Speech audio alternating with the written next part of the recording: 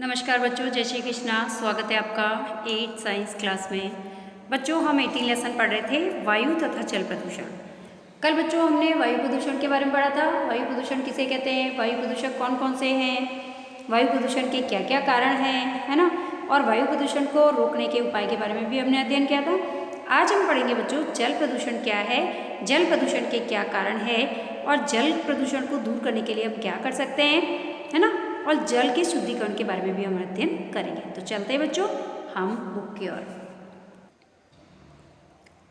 देखिए बच्चों, जल प्रदूषण किसे कहते हैं। देखो, जैसे कुछ विषैले पदार्थ जैसे कि वायु मल है, विषैले रसायन है, फैक्ट्रियों से निकलने वाले अपशिष्ट है ना, तेल है, मोम है, ग्रीस है, रसायन है, गाद है, ये हानिकारक पदार्थ, रंग है ना, केरोसिन है, ये जब पदार्थ जल के अंदर जब मिल जाते हैं तो जल को दूषित कर देते हैं। और इस प्रकार से दूषित हुआ जल जो होता है वो क्या कहलाता है, जल प्रदूषण कहलाता है। समझ में आया कि जब कुछ अनचाहे पदार्थ जल में मिल जाते हैं और जल को गंदा कर देते हैं, जल को दूषित कर देते हैं, तो उसे हम जल प्रदूषण कहते हैं। अब कौन से पदार्थ ऐसे हैं जो कि जल को दूषित करते हैं। तो जल को दूषित करने वाले पदार्थ अभी मैंने आपको बताया, जैसे फैक्ट्रियों से निकलने वाला अपशिष्ट है, वाहित मल है, केरोसिन है, पेट्रोल है, रंग है, विरंजक है, मोम है ना, आया समझ में। विभिन्न प्रकार के रसायन है, गाद है, ये पदार्थ जब जल के अंदर मिलते हैं तो जल को गंदा कर देते हैं, दूषित कर देते हैं और इसे ही हम जल प्रदूषण कहते हैं। तो अब देखिए बच्चों, कक्षा 7th में हमने सीखा था कि जल एक बहुत ही बहुमूल्य संसाधन है। ये तो हम शुरू से देखते आ रहे हैं इस लेसन में कि जल एक बहुत ही महत्वपूर्ण संसाधन है, हमारे लिए बहुमूल्य संसाधन है। जल को हमें बचाना चाहिए। तथा सोचिए उन क्रियाकलापों की सूची हम बनाएंगे जिनके लिए हमें जल की आवश्यकता होती है। तो बिल्कुल सही है, क्या हम बता सकते हैं कि हम जल का उपयोग कहाँ कहाँ करते हैं, है ना। तो जल का उपयोग तो हम हमारे दैनिक सभी प्रकार के दैनिक कार्यों को करने के लिए हम जल का उपयोग करते हैं, है ना। तो हम सुबह उठने से लेकर के शाम तक, रात्रि तक, दिन भर हम जल का ही कार्य करते हैं, है ना। जल में ही कार्य करते हैं। कैसे, जैसे सुबह उठते ही ब्रश करते हैं तो जल से करते हैं, फिर स्नान आदि करते हैं, फ्रेश होते हैं तो उसमें जल की आवश्यकता होती है, कपड़े धोते हैं जल की आवश्यकता होती है, साफ सफाई करते हैं जल की आवश्यकता होती है, भोजन बनाते हैं जल की आवश्यकता होती है ना। तो फैक्ट्रीज़ के अंदर किसी भी कार्य को, प्रोडक्ट को बनाने के लिए जल की आवश्यकता होती है। बड़ी बड़ी फैक्ट्रीज़ के अंदर, उद्योगों के अंदर जल की आवश्यकता होती है। कृषि कार्य करने में जो है जल की आवश्यकता होती है ना। तो हम कह सकते हैं कि हमारे आसपास होने वाले सभी कार्यों में जल की आवश्यकता होती है। तो जल तो एक बहुत बहुमूल्य संसाधन हो गया, है ना। अब देखो, हमने ये भी देखा है कि जनसंख्या वृद्धि, उद्योग तथा कृषि में उपयोग के कारण जल दुर्बल होता जा रहा है। अब जल की कमी क्यों होती जा रही है, इसके कारक हमने कल देखे थे कि जल की कमी होने के प्रमुख कारक कौन कौन से हैं। क्योंकि जल का जो है, सबसे पहली बात तो जनसंख्या वृद्धि बहुत ज़्यादा हो रही है ना। फिर दूसरा जो है, विभिन्न उद्योगों के अंदर इसका उपयोग किया जा रहा है, इसके कारण भी इसकी कमी हो रही है। तीसरा, कृषि गतिविधियों के बढ़ने के कारण भी इसका जो है जल की कमी हो रही है ना। तो इसके अलावा हम कह सकते हैं भूम जल का अत्यधिक उपयोग हो रहा है, जिसके कारण भी जो है जल की कमी हो रही है। जल चक्र में डिस्टर्बेंस हो रहा है, जिसके कारण भी जल की कमी हो रही है ना। तो ऐसे बहुत से कारक है जिसके कारण जल की कमी हो रही है। तो हमने ये भी देखा कि कपड़े धोने, नहाने, इसके बाद हमारे द्वारा उपयोग किया गया जो जल होता है वो कितना गंदा होता है, बिल्कुल गंदा गंदा सा होता है। तो इसका अर्थ ये है कि जल में कुछ ऐसे पदार्थ मिला दिए जाते हैं जो कि उसकी गुणवत्ता को कम कर देते हैं, उसके रंग को बदल देते हैं, उसकी गंध को बदल देते हैं। इसे हम क्या कहते हैं, जल प्रदूषण कहते हैं। ये भी जल प्रदूषण की डेफिनेशन है। यदि हम जल के अंदर कुछ पदार्थ मिला दें या किसी पदार्थ के मिलने से जल गंदा हो जाए, उसके रंग में परिवर्तन हो जाए, उसकी गुणवत्ता में परिवर्तन हो जाए, तो उसको हम क्या कहते हैं, जल प्रदूषण कहते हैं। अब देखिए, जब भी जैसे कुछ वाहित मल है, विषैले रसायन है, गाद है ना, रंग है, विरंजक है ना, फैक्ट्रियों से निकलने वाला अपशिष्ट है, ये जब हानिकारक पदार्थ जल में मिल जाते हैं तो जल को दूषित कर देते हैं, प्रदूषित कर देते हैं। और जल को प्रदूषित करने वाले पदार्थों को ही जल प्रदूषक कहते हैं। प्रदूषण नहीं कहते हैं, प्रदूषक कहते हैं। जो जल को प्रदूषित करते हैं वे पदार्थ जल प्रदूषक कहलाते हैं, है ना। और ये प्रोसेस क्या कहलाता है, जल प्रदूषण कहलाता है। आया समझ में। अब देखिए बच्चों, जल कैसे प्रदूषित होता है, कैसे जल जो है किस प्रकार से प्रदूषित हो रहा है, कैसे गंदा हो रहा है। गंगा हमारे भारत की प्रसिद्ध नदियों में से एक है ना, और ये अधिकांश उत्तरी, केंद्रीय और पूर्वी भारतीय जनसंख्या का पोषण करती है।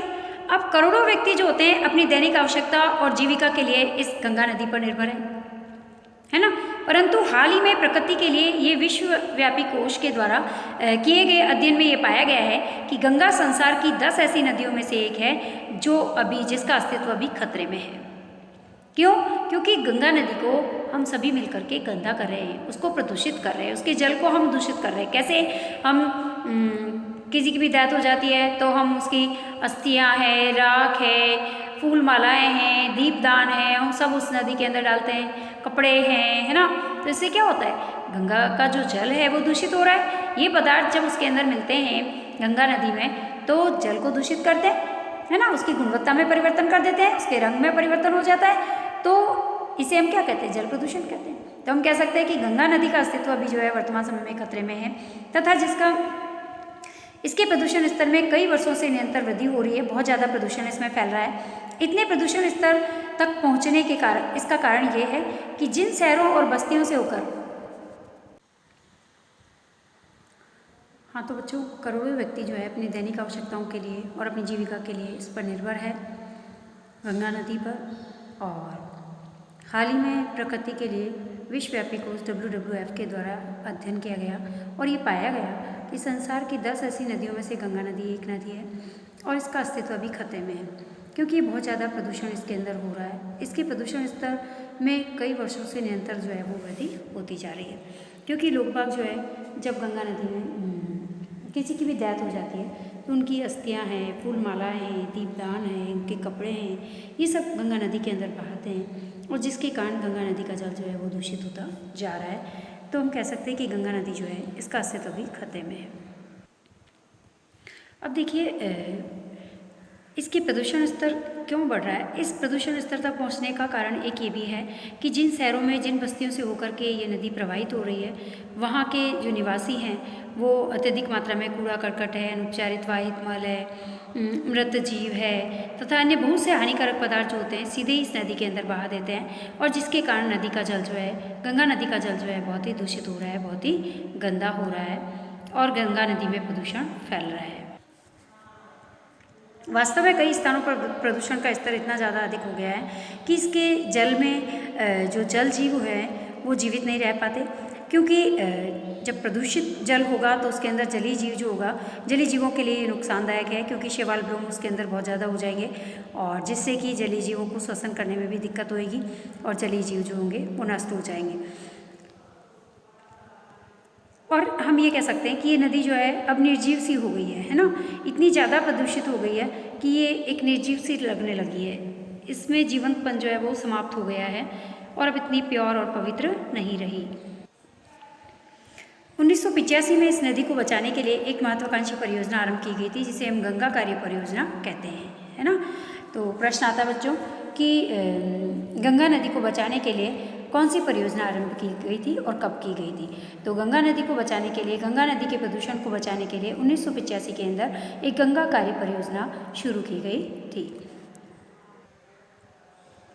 लेकिन बढ़ती हुई जनसंख्या के कारण, औद्योगिकीकरण के कारण, जनसंख्या वृद्धि के कारण और फैक्ट्रियां अधिक होने के कारण ये जो है इस कार्य में जो है सफलता अभी तक नहीं मिली है हमें और काफ़ी हानि भी इससे हमें हुई है। और भारत सरकार ने 2016 में एक नए प्रस्ताव का शुभारंभ किया था, जिसे स्वच्छ गंगा भारत मिशन का नाम दिया गया, है ना।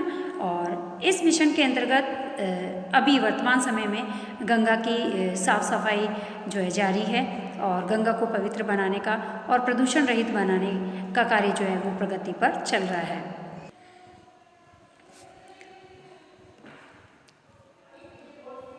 जैसे कि इस स्थिति को समझने के लिए हम एक बहुत अच्छा एग्जाम्पल ले सकते हैं कि यूपी जो है हमारा, यूपी के कानपुर शहर के अंदर यदि हम देखें तो वहाँ पर इस नदी का सबसे ज़्यादा प्रदूषित फैलाव है ना।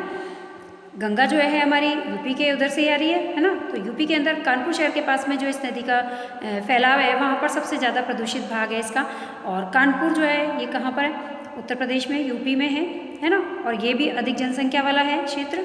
तो अधिक जनसंख्या होने के कारण वहाँ के लोग बाग जो है सारी गंदगी जो है और वहाँ की फैक्ट्रियों का जो अपशिष्ट जल है वो भी सारा इस नदी के अंदर फैलाया जाता है या छोड़ दिया जाता है, जिसके कारण भी ये नदी जो है हमारी प्रदूषित हो रही है। अब वहाँ के लोग जो है वहीं पर स्नान करते हैं, वहीं पर कपड़े धोते हैं, मल मूत्र त्यागते हैं, है ना, अपने जानवरों को नहलाते हैं। तो कूड़ा करकट जो है सभी इस नदी के अंदर डालते हैं। फूल है, मालाएं हैं, अस्थियाँ हैं, कपड़े हैं, है ना, और डेड बॉडी है, ये सब इसी के अंदर बहाते हैं, तेलियाँ वगैरह फेंकते हैं, जिसके कारण क्या होता है कि ये जल जो है दूषित हो जाता है गंदगी के कारण, और इसी को हम जल प्रदूषण भी कहते हैं। और हमारी गंगा नदी के अंदर यही सब चीज़ें डाल करके हम उसको प्रदूषित करते जा रहे हैं वर्तमान समय में। अब देखो कानपुर की जो ये नदी है, इस नदी के अंदर जल की मात्रा तो अपेक्षाकृत बहुत कम है और नदी का प्रवाह भी बहुत धीमा है, और इसके साथ ही कानपुर के अंदर 5000 से अधिक औद्योगिक इकाइयाँ हैं। देखो पानी बहुत कम है, गति बहुत धीमी है, प्रवाह बहुत धीमा है, लेकिन यहाँ पर फैक्ट्रियाँ ज़्यादा है। औद्योगिक इकाइयाँ अधिक होने के कारण सारे उर्वरक, सारे अपमार्जक, सारे चर्म है, पेंट है, अपशिष्ट पदार्थ है, वो सारे इसी फैक्ट्रियों से निकल करके और अपशिष्ट पदार्थ को सीधा इस नदियों में छोड़ दिया जाता है। तो जब इन नदियों के अंदर इस नदी के अंदर अपशिष्ट पदार्थों का उत्सर्जन किया जाता है, तो इससे ये सारे केमिकल्स जो है जा करके इस जल के अंदर मिश्रित हो जाते हैं और इस जल को दूषित करते हैं, है ना।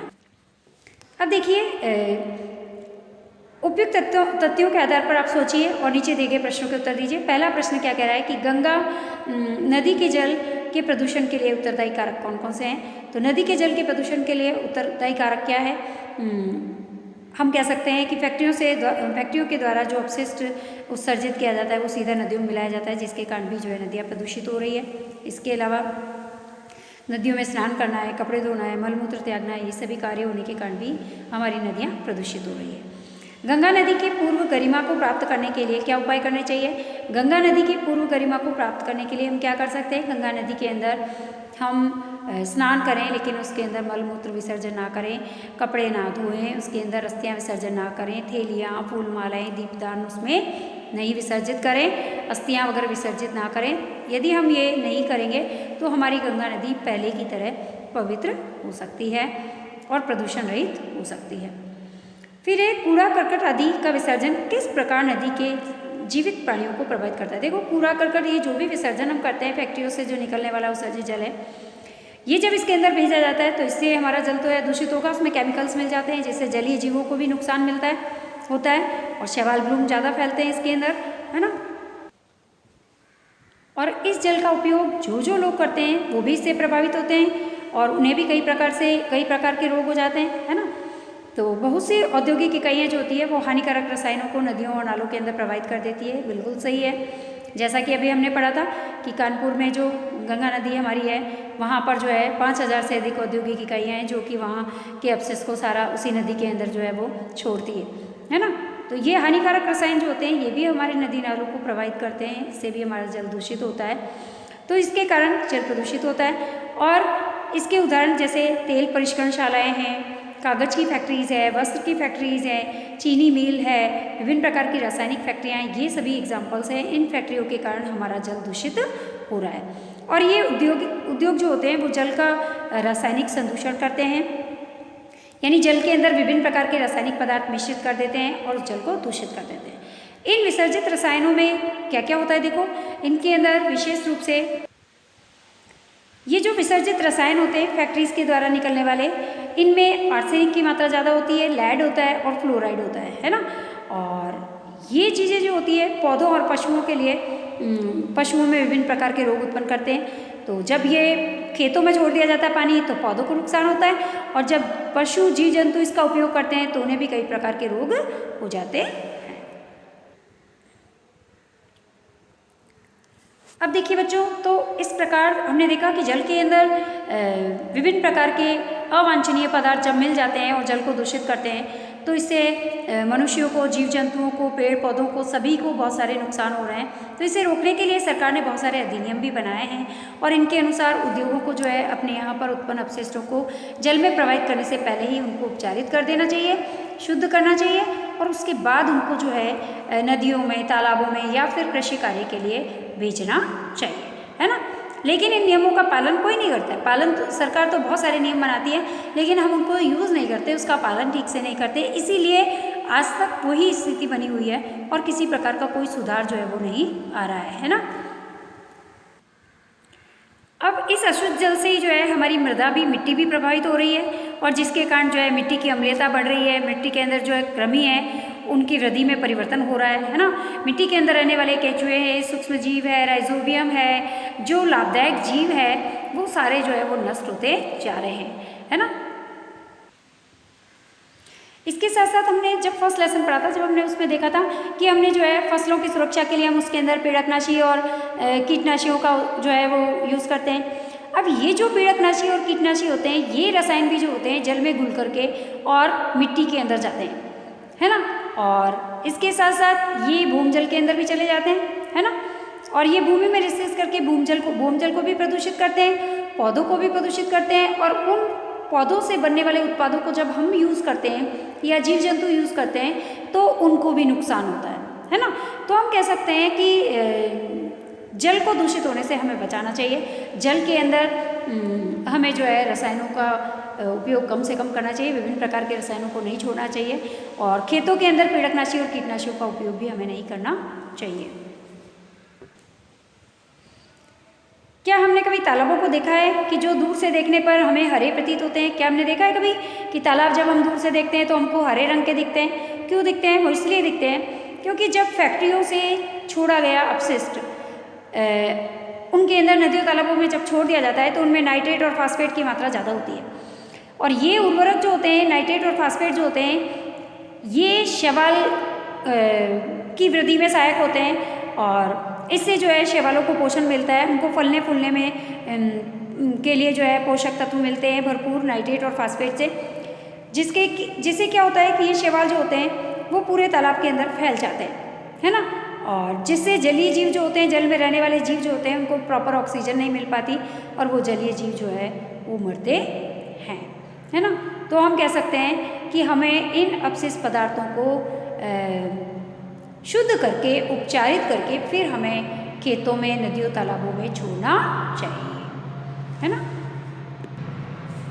अब कभी कभी अनुपचारित मल जो होता है वो सीधे ही नदियों में प्रवाहित कर दिया जाता है। वाहित मल जो होता है इसको भी कभी कभी सीधा नदियों में छोड़ दिया जाता है। तो इससे क्या होता है, खाद्य अपशिष्ट जो होते हैं, अपमार्जक, सूक्ष्म जीव आदि इसमें होते हैं। इसमें विभिन्न प्रकार के जो है अपशिष्ट पदार्थ होते हैं, जल प्रदूषक होते हैं, जैसे खाद्य अपशिष्ट है, अपमार्जक है, सूक्ष्म जीव है। ये क्या करते हैं, रिसेस कर भूमजल में जाते हैं, है ना, और उसको भी क्या करते हैं, प्रदूषित करते हैं, है ना। तो भूमजल इसके द्वारा भी प्रदूषित होता है ना।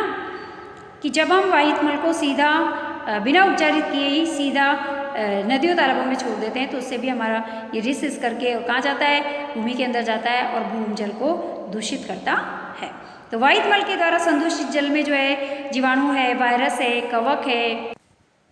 कवक आदि परजीवी पाए जाते हैं। जो भी हमारा वाहित मल है इसके अंदर जीवाणु, वायरस, कवक सभी प्रकार के परजीवी होते हैं और इस जल का उपयोग जब हम करते हैं तो उससे हमें हैज़ा है, बुखार है, पीलिया है, कई प्रकार के रोग हो जाते हैं। तो हमें जल को शुद्ध करके फिर हमें यूज़ में लेना चाहिए। अब स्तनधारियों के मल में उपस्थित जीवाणु जो होते हैं वो जल की गुणवत्ता के सूचक हैं। यदि जल में ऐसे जीवाणु फैलेंगे तो इसका अर्थ यह है कि वह जल जो होगा वो मलयुक्त पदार्थ के द्वारा संदूषित है और उस जल का उपयोग हमें नहीं करना चाहिए। यदि हम उसका उपयोग करते हैं तो हमें विभिन्न प्रकार के रोग हो सकते हैं। तो हमें हमेशा जल को शुद्ध करके फिर जो है वो यूज़ में लेना चाहिए।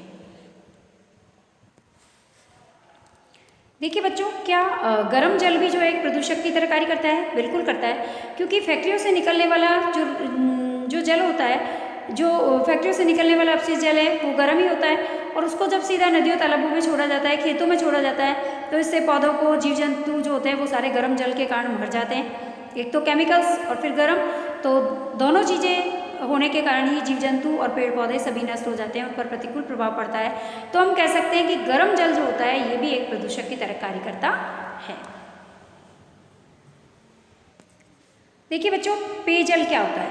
अब हमने देखा कि जल को प्रदूषित करने वाले इतने सारे प्रदूषकों के बारे में पढ़ा। और हमने देखा कि भाई किस प्रकार से जल को दूषित कर रहे हैं। जल का उपयोग करने से जीव जंतुओं को, पेड़ पौधों को, मनुष्यों को किस प्रकार से विभिन्न प्रकार की समस्याओं का सामना करना पड़ रहा है, विभिन्न प्रकार के रोगों से वो संक्रमित हो रहे हैं, है ना।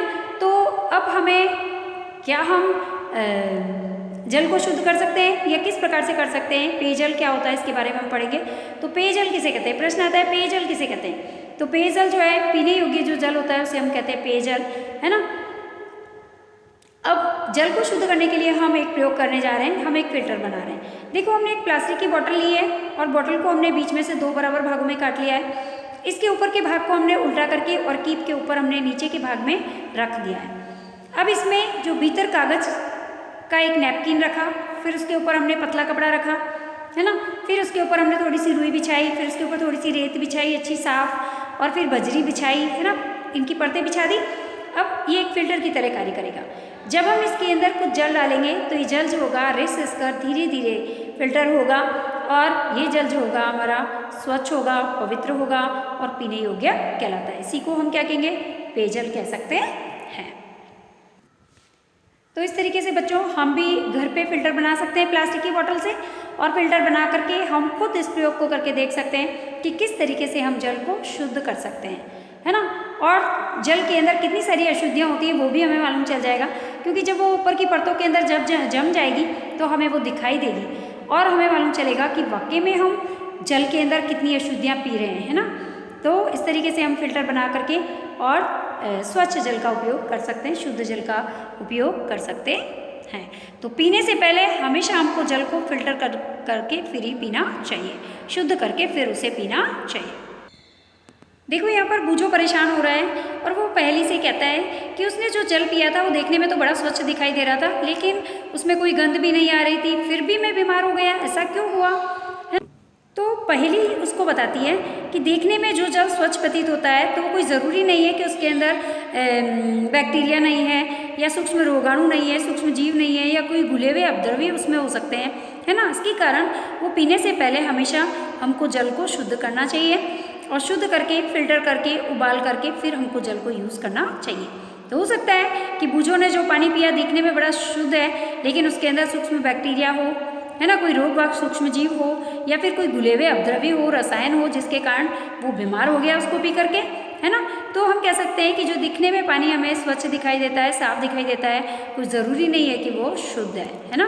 तो हमें शुद्ध करके पानी को बॉयल करके ठंडा करके फिर यूज़ करना चाहिए। अब देखिए बच्चों, पेयजल किसे कहते हैं, पीने योग्य जो उपयुक्त जल होता है उसी को पेयजल कहते हैं, है ना।